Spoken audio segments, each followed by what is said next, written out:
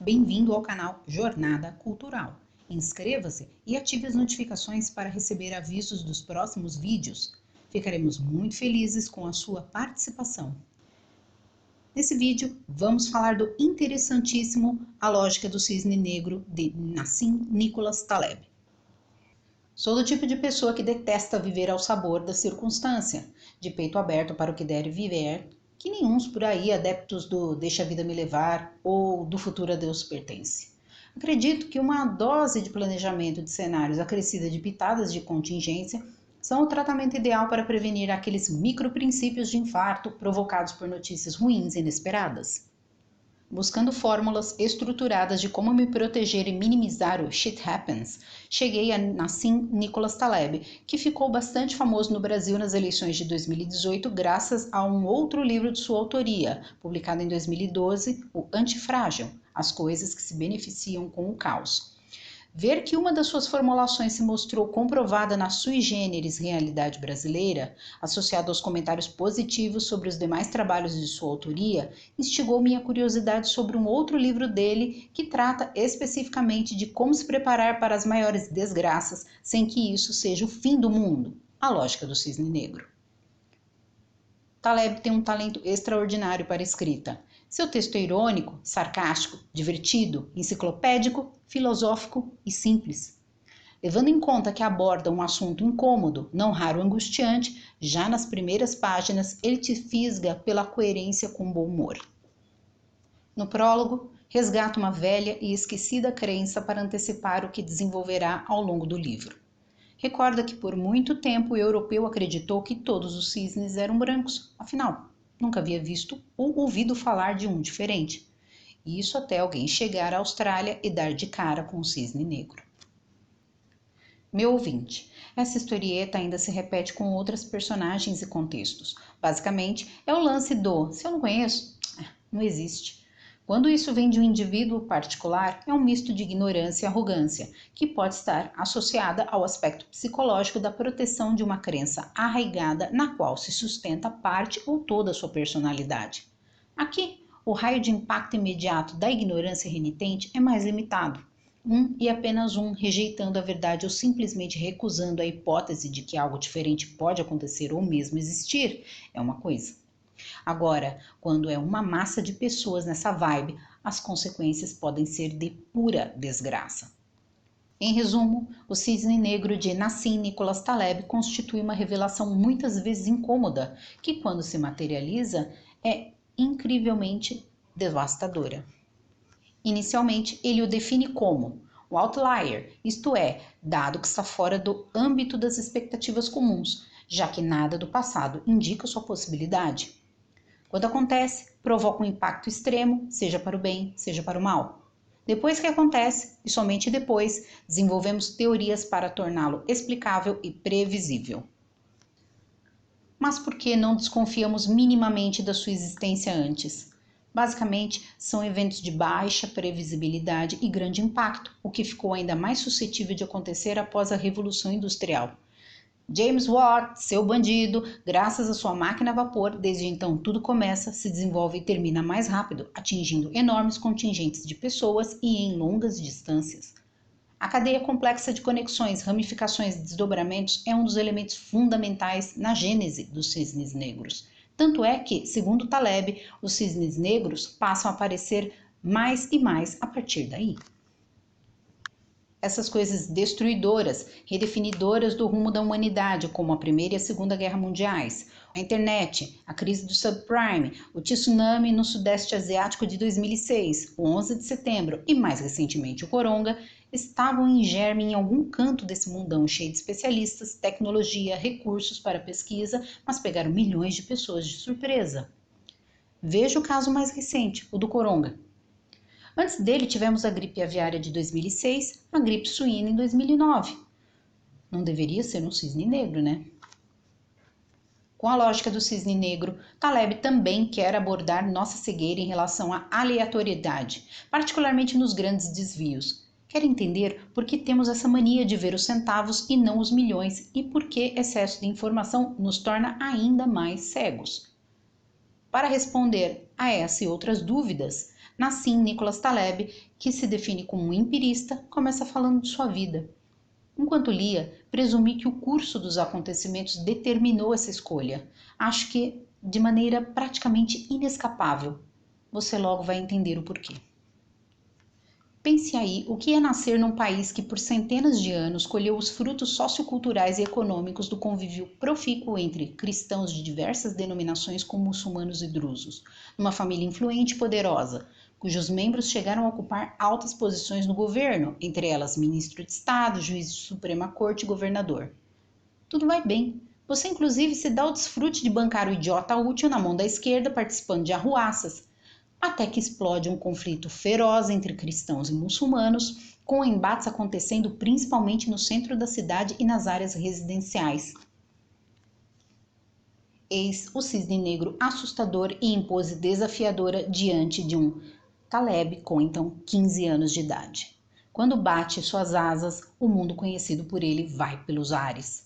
Num contexto desse tipo, eu acho que uma pessoa minimamente curiosa e inteligente quer saber o porquê de uma M catastrófica dessa ocorrer assim, do nada.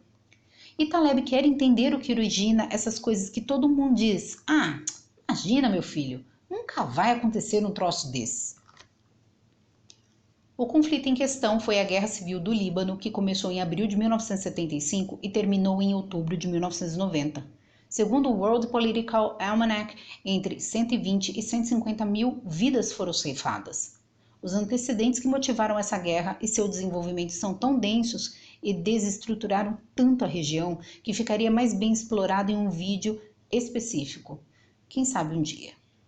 Voltando ao jovem Taleb, a súbita eclosão de uma guerra é o tipo de experiência que força a pessoa a desenvolver um jeito muito particular de ver o mundo, de tentar encontrar equilíbrio, especialmente interior, quando tudo mais é caos. Para mim, Taleb viu-se obrigada a entender o cisne negro para não viver à mercê dele, sendo generoso o suficiente para dividir conosco esse conhecimento obtido com muito empirismo, ceticismo e sofrimento.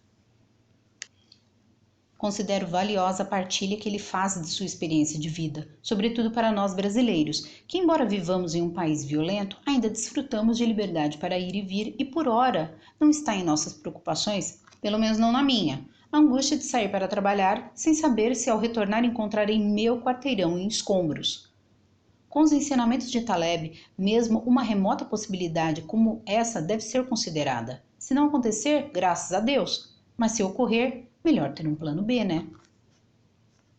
A lógica do cisne negro ganhou fama e reconhecimento especiais no mundo dos negócios, sobretudo no ambiente altamente especulativo e volátil do mercado financeiro.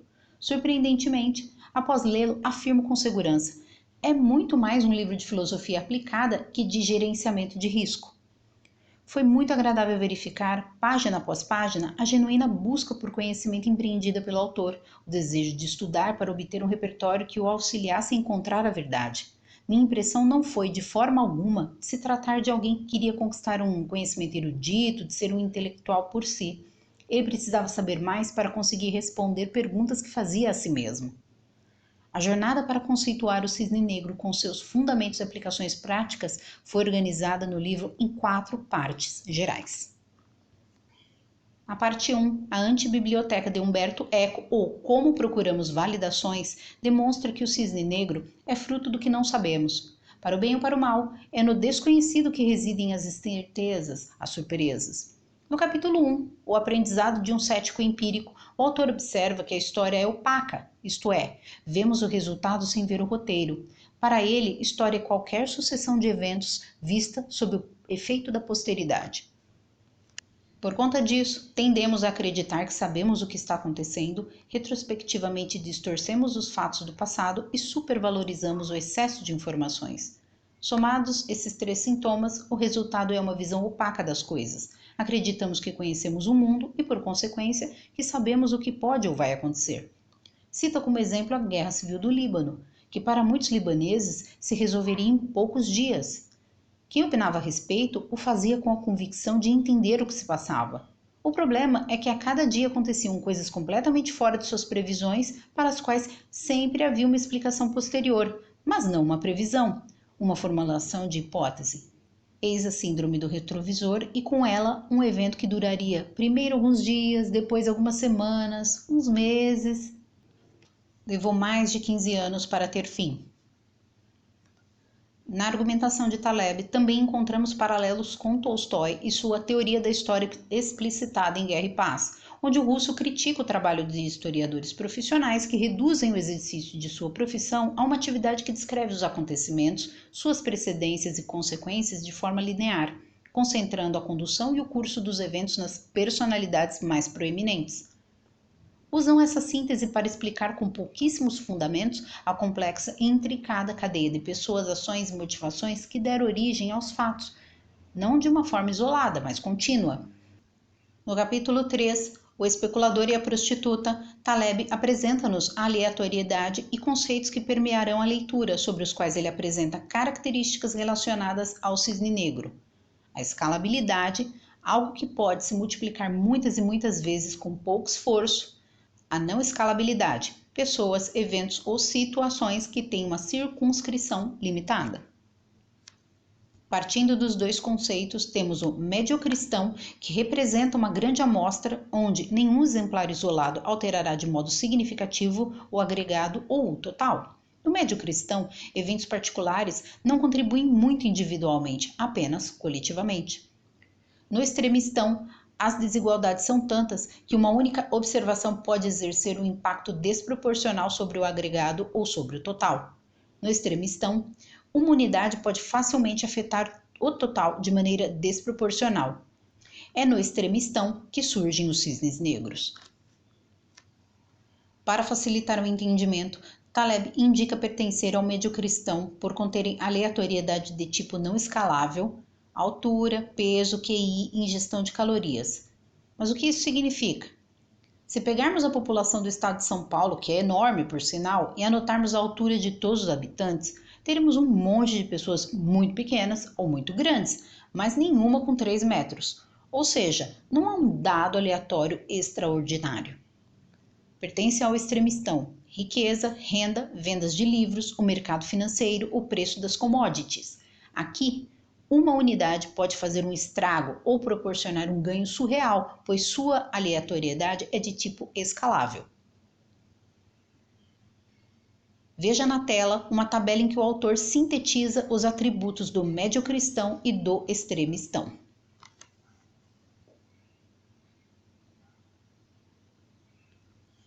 No capítulo 4, 1001 dias ou como não ser um trouxa, Taleb faz uma provocação desconfortável ao leitor para estimulá-lo a refletir sobre a origem dos nossos conhecimentos, onde assentamos crenças e certezas, se elas nos previnem de enrascadas.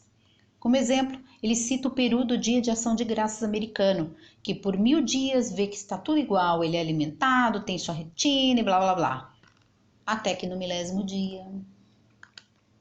Simplificando, estamos falando de um problema de indução, onde uma aparência de normalidade pode estar nos conduzindo ao ambiente de cada vez maior risco. Ficamos observando eventos por um monte de tempo, confiando nessas informações para decidir coisas importantes, mas ignorando que o futuro pode ser muito diferente, para o qual o passado nos deixou completamente despreparado.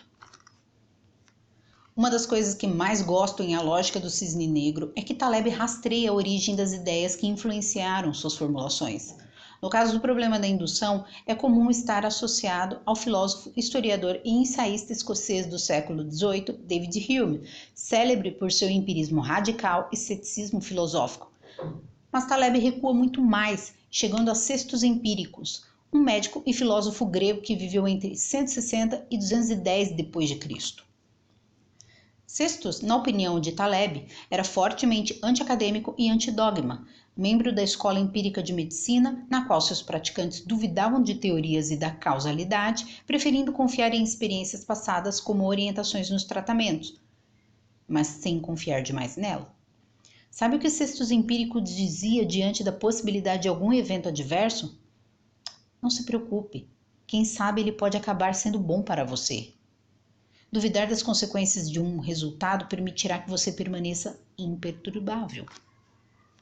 Taleb afirma que os métodos da medicina empírica, baseados em tentativa e erro aparentemente despropositados, foram fundamentais para suas ideias sobre planejamento e previsão, sobre como beneficiar-se com o cisne negro. Ele apresenta mais alguns antigos filósofos que trabalharam desenvolvendo formulações sobre o ceticismo, empirismo, causalidade, aleatoriedade, componentes intimamente ligados ao cisne negro. Termina o capítulo frisando que as pessoas costumam preferir viver no mediocristão pela comodidade, excluem as surpresas do cisne negro e vão vivendo. Sintetiza que outras situações derivam da nossa cegueira em relação ao cisne negro. A. Nós nos concentramos em segmentos pré-selecionados do visto e generalizamos a partir deles para o não visto, isto é, o erro da confirmação. B. Nós nos enganamos com histórias que saciam nossa sede platônica por padrões distintos, ou seja, a falácia narrativa. C. Nós nos comportamos como se o cisne negro não existisse. A natureza humana não é programada para o cisne negro. D. O que vemos não é necessariamente tudo que está lá. A história oculta os cisnes negros de nós e transmite-nos uma ideia errônea acerca das probabilidades de tais eventos. Aqui temos a distorção da evidência silenciosa. E. Nós entramos em túneis, ou seja, concentramos-nos em poucas fontes bem definidas de incerteza em uma lista específica demais de cisne negro, à custa dos outros que não nos ocorrem facilmente. Nas partes 2, 3 e 4, ele aprofunda cada uma dessas questões. A partir daqui, e para que o vídeo não fique muito longo, farei comentários sobre os aspectos que mais me interessaram em A Lógica do Cisne Negro. Enquanto lia, ponderava sobre o esforço persistente e deliberado que é preciso fazer para fugir do automatismo ao imaginar hipóteses ou fazer planos para o futuro em qualquer dimensão de nossas existências, pensar além dos limites do que está dado até onde a vista alcança. A vida humana e, por conseguinte, as civilizações se desenvolveram a partir de padrões e até hoje esse jeito de ser ou de fazer permanece entranhado em nosso ser. É uma programação físico-mental ancestral que no passado remoto significou sobrevivência e que hoje está nos colocando à mercê do imponderável cada vez mais. No viés de confirmação, obtemos economia de energia cerebral advinda da programação antropológica. Na falácia narrativa, percebemos que histórias também economizam energia. As fórmulas platônicas ideais, abstratas, que permeiam grande parte do pensamento, limitam os raciocínios e acabam por facilitá-los, justamente porque são padrões comumente estabelecidos. Taleb acredita que a categorização, a definição das coisas em formas platônicas, representa a redução da complexidade do mundo real, o que inevitavelmente leva à formação de cisnes negros, porque exclui da equação importantes fontes de incerteza. Segundo a teoria platônica, as formas ou ideias são abstratas, não materiais, mas substanciais, eternas e imutáveis, sendo dotadas do maior grau de realidade e não o mundo material mutável conhecido por nós através das sensações. Para corrigir a percepção, Taleb enfatiza a importância de observar a realidade empírica. Taleb também faz algo louvável quando chama atenção para a bobagem cronocentrista na qual a academia e a sociedade em geral estão mergulhadas. Desconheço alguém que nunca tenha ouvido a expressão que fulano é um homem do seu tempo. Examinando detidamente o que é ser alguém do seu tempo, constata-se o tamanho da tontice. Ser filho do seu tempo quer dizer não ter história. Se os elementos de criação atual presentes em nosso meio cultural e social delimitassem o nosso universo ao ponto de sermos de fato criaturas do nosso tempo, jamais poderíamos, por nós mesmos, buscar elementos do passado e introduzi-los na cultura contemporânea. Pior, não poderíamos revisitar temas, reflexões, descobertas e a partir delas fazer novos aprimoramentos. Taleb conta que no século XVIII a Europa vivia a glória da física mecanicista de Newton, que defendia que a partir de princípios autoevidentes da natureza poderíamos conhecer praticamente todo o restante da fenomenalidade cósmica por dedução lógica ou matemática. Ao mesmo tempo, Leibniz afirmava que haveria no campo da natureza um certo coeficiente de indeterminação, que não era um mero coeficiente de indeterminação, mas sim um dos pilares da natureza, isto é, a natureza estava longe de responder a uma casualidade mecânica, tendo em sua constituição algo de essencialmente incerto e imprevisível, algo que na época ninguém deu bola. Esse elemento indeterminístico vai ganhar relevância somente a partir de Einstein e Max Planck. Perceba que com essa questão envolvendo Newton e Leibniz no século XVII, e que é retomada por Einstein e Planck no século XX, fica fácil demonstrar que um homem de seu tempo é que nem um cavalo com antolhos, tem um campo de visão extremamente limitado. Na página 144, encontramos uma crítica corajosa de Taleb ao chamar jornalistas de produtores industriais da distorção. Aqui ele estava tratando do viés, seja ele pessimista ou otimista, que basicamente é a diferença entre o que vemos e o que realmente está lá e como isso leva as pessoas a formar um imaginário de certezas equivocadas, quando não mentirosas. À frente, ele explica que como a história é contada pelos vencedores, a ausência de testemunhos de fracasso e das tentativas que deram errado contribuem negativamente para criar a impressão equivocada de sucesso, que é consequência de um número X de fatores, quando na maior parte das vezes é pura sorte. À medida em que avança nos exemplos de evidência silenciosa, constatamos o quão irônico é dar-nos conta de que a constante é justamente o que não sabemos. Taleb também destaca algo amplamente debatido pelas ciências sociológicas e na comunicação social, que a divulgação de um fato produz outros fatos e que não se age sobre algo que não se conhece. Como exemplo, ele cita a realocação de recursos pelo governo americano para atender as vítimas do furacão Katrina, que foi amplamente coberto e noticiado, versus os programas e projetos que perderam recursos para o desastre e que, por falta de financiamento, também resultaram em mortes ou perdas econômicas, mas que não foram do conhecimento de quase ninguém.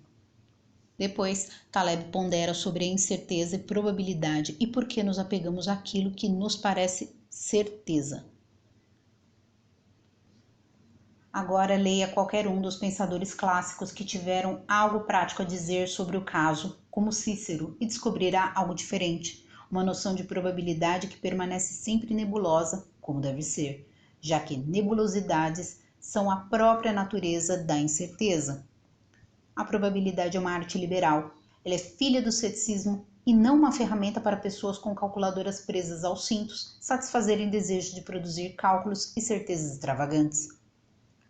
Antes do pensamento ocidental afogar-se na mentalidade científica, o que é chamado com arrogância de iluminismo, as pessoas colocavam os próprios cérebros para pensar e não para computar. Em um belo tratado que desapareceu da nossa consciência, Dissertação sobre a Busca da Verdade, publicada em 1673, o polemista Simon Fouché expôs nossa predileção mental por certezas. Ele ensina a arte de duvidar, como posicionar-se entre duvidar e acreditar. Ele escreve: é preciso abandonar a dúvida para que se produza ciência. Mas poucas pessoas prestam atenção à importância de não abandoná-la prematuramente.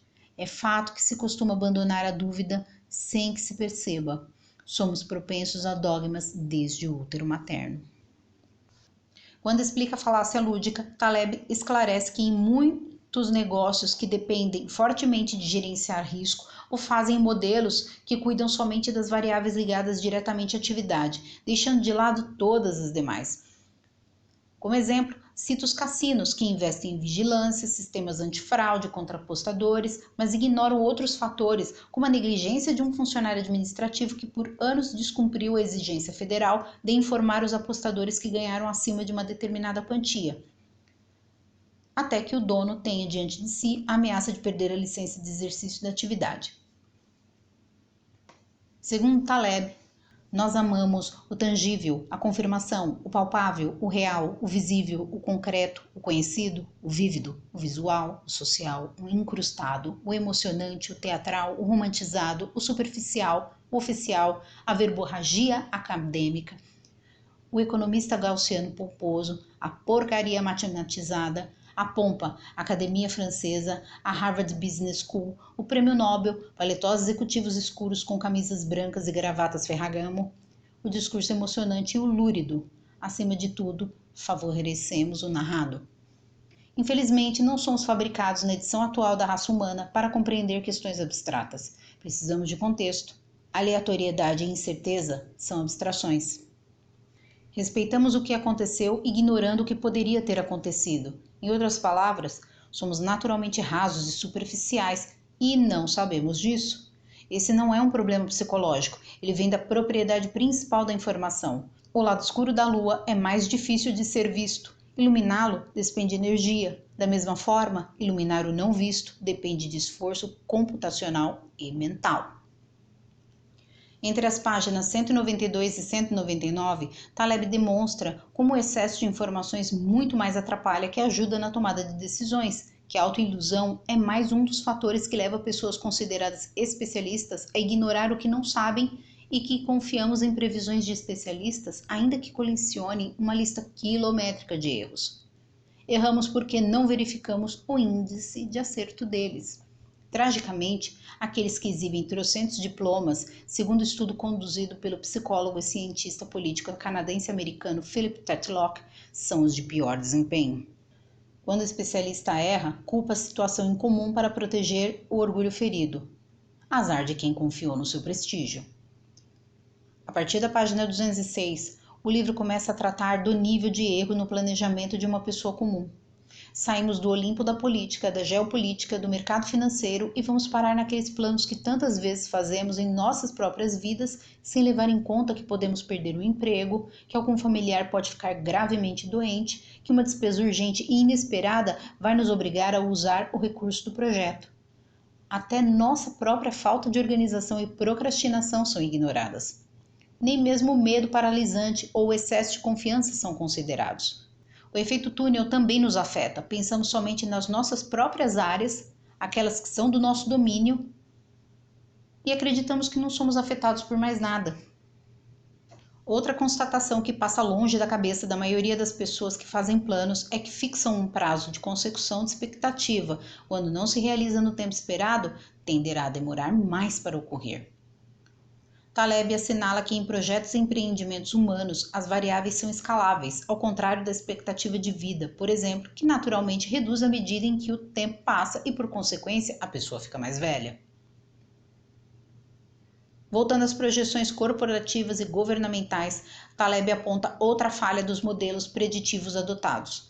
Não trabalham com o índice mínimo de erro possível, isto é, que tem chance de acontecer algo que vai estragar o rolê.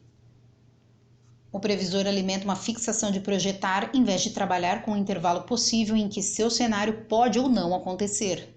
Depois quer prever longos períodos, ignorando a degradação do ambiente.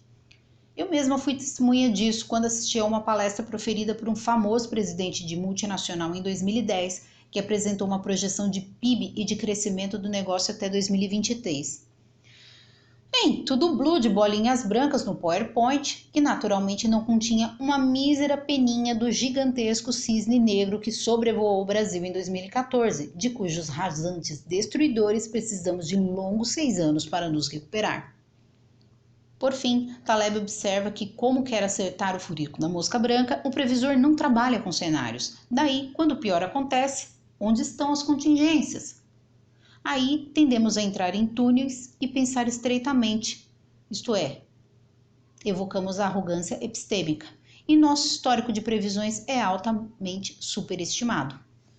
Depois encontramos a explicação sobre a serendipidade, isto é, descobertas por acidentes ou sagacidade presentes nos cisnes negros positivos. Aqui eu identifiquei que a falácia narrativa e o imaginário pobre são responsáveis pela crença ridícula de que as grandes descobertas que colocaram a humanidade de cabeça para baixo foram feitas em cima de planejamento e de pesquisas com o objetivo de encontrá-las, quando na verdade ocorreram acidentalmente. Taleb cita como exemplo as grandes navegações e a descoberta do Novo Mundo, a penicilina e o raio laser. Há ainda comprovações empíricas partindo de teorias que até haviam caído em descrédito, como a do Big Bang. Taleb, a cada capítulo, explora um ângulo distinto para marretar a máxima. É impossível prever 100%. Prossegue usando as formulações do matemático francês Henri Poincaré de que, para fazer projeções para o futuro, é necessária uma quantidade crescente de precisão sobre a dinâmica do processo que se está modelando, já que a taxa de erro aumenta muito rápido. Como a quase precisão não é possível, pois a degradação da previsão aumenta de repente, seria necessário decifrar o passado com precisão infinita. Resumindo, O mundo é dinâmico demais para que consigamos calcular tantas interferências e movimentações, pontuando que até aqui falamos de objetos. Adicionando o livre-arbítrio humano, imagine só. Veja a seguir o que Taleb nos diz sobre o pensamento do economista austríaco Friedrich von Hayek ao tangenciar o assunto. A única crítica que se pode fazer a Hayek é que ele estabelece uma distinção rígida e qualitativa entre as ciências sociais e a física. Demonstra que os métodos da física não se traduzem para suas irmãs das ciências sociais e culpa a mentalidade voltada para a engenharia por isso. Mas ele estava escrevendo em uma época em que a física, a rainha da ciência, parecia concentrar-se em nosso mundo. No final das contas, até as ciências naturais são mais complicadas do que isso. Ele estava certo sobre as ciências sociais e está provavelmente certo em confiar mais em cientistas puros do que em teóricos sociais. Mas o que disse sobre as fraquezas do conhecimento social aplica-se a todo conhecimento. Todo o conhecimento. Por quê? Por causa do problema da confirmação. Pode-se argumentar que sabemos muito pouco sobre o mundo natural. Anunciamos os livros lidos e esquecemos os não lidos. A física tem sido bem-sucedida, mas é um campo estreito da ciência pura em que fomos bem-sucedidos, e as pessoas tendem a generalizar tal sucesso para toda a ciência. Seria preferível se fôssemos melhores na compreensão do câncer ou do clima, altamente não linear, do que na compreensão da origem do universo. Taleb continua abordando a dificuldade em predição partindo de nossas próprias experiências individuais pregressas. Ao longo de nossas vidas, planejamos coisas que já fizemos anteriormente e focamos na expectativa positiva, deixando de lado a vivência em si. Cita como exemplo a compra de um carro novo.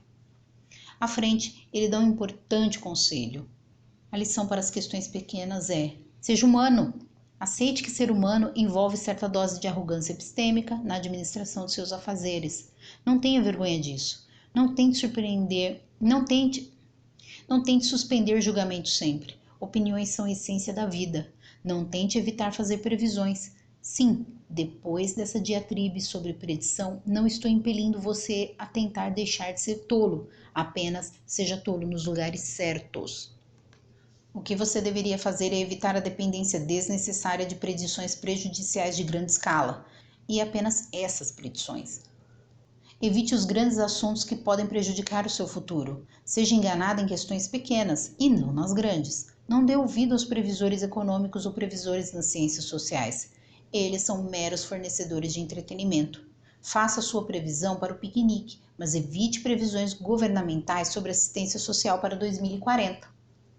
Saiba categorizar crenças não de acordo com a plausibilidade delas, e sim pelo dano que podem causar. Saber que não se pode fazer previsões não significa que não seja possível se beneficiar com a imprevisibilidade. A mensagem é: deixe de lado a sensação calmante das predições feitas com estreiteza e fique preparado para as eventualidades. Taleb aponta a nossa dificuldade em aceitar pequenos fracassos na vida. Eles são necessários para que sejamos empiristas, para tanto devemos perder a vergonha de errar. Como as pessoas têm vergonha de perder, acabam adotando estratégias de pouca volatilidade, mas com risco de uma grande perda. Ele dedica parte considerável do livro defendendo que estão sendo ensinados às pessoas métodos do medio-cristão quando elas estão vivendo no extremistão.